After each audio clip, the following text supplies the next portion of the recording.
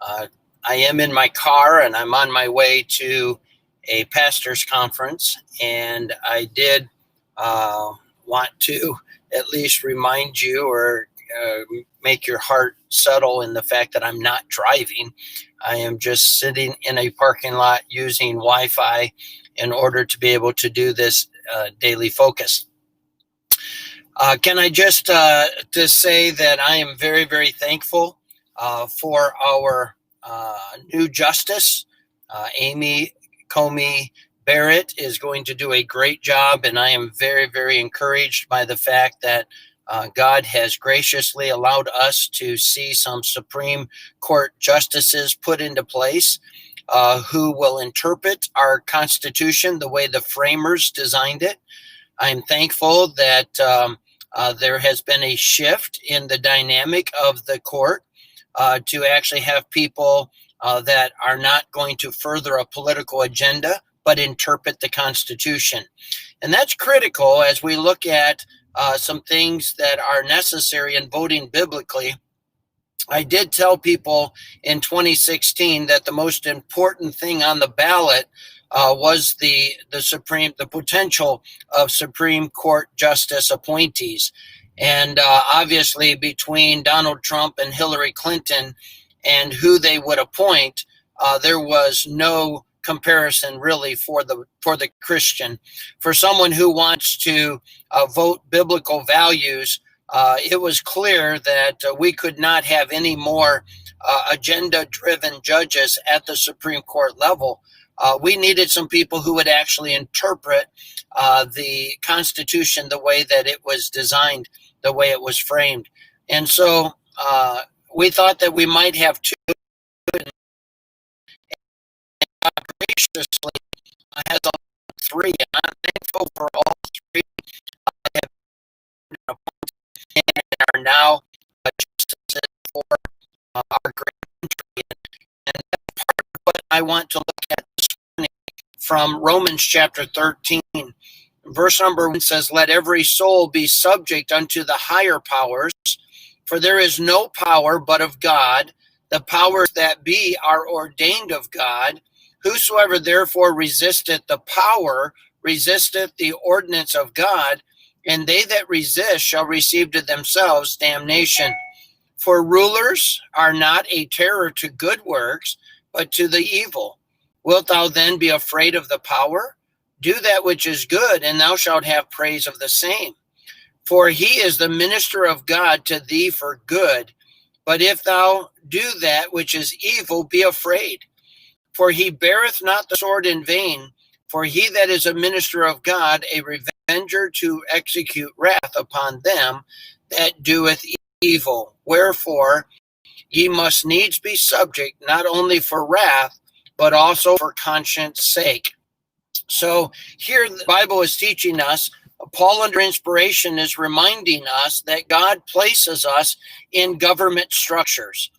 There are those who are placed in a government structure of monarchy. There are others who are placed in government structures of dictatorship, communism, oppression. There are others that are placed in government models that mirror a variety of different leadership styles. But in America, we have been entrusted with a democratic republic. And a republic form of government really is a government for the people, by the people. And so we have a great stewardship, and what frames that republic is our Constitution.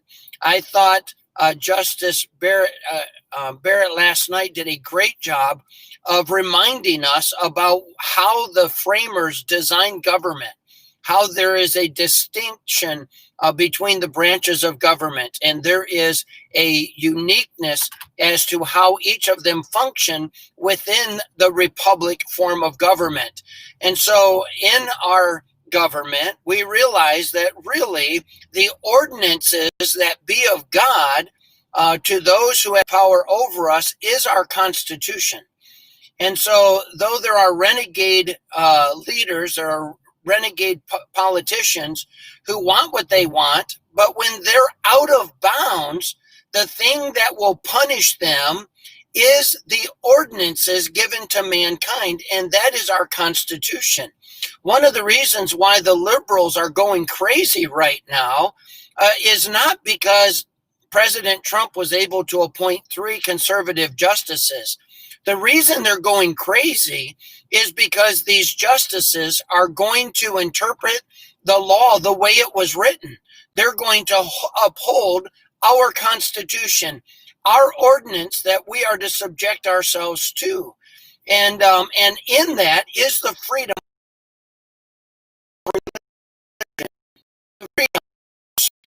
It is the right to bear arms. And we could go through a number of the things that we are under in ordinance as a republic form of government. And so when these people say this renegade politician is asking you to A, B, or C, and you just have to do it, no, that's not what it means. What it means is that we have an ordinance, our Constitution, which is our form of government, and it does govern us.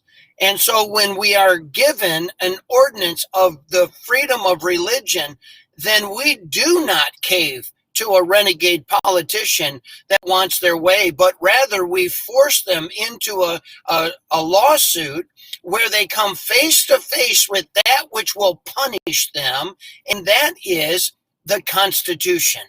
And so in this election, remember, part of voting biblically is knowing our form of government and making sure that we embrace it and that we defend it and that we vote in light of it. And so let me encourage you, don't get pushed around by these people who don't understand their Bible, or by these liberal politicians that want to bully and push people into a corner. Remember, we do submit ourselves to God. As we submit ourselves to a great ordinance for our government, our Constitution, that gives to us an amazing amount of freedom and rights that God himself have given to us. May we vote to defend them. May God bless you. I hope you have a great day.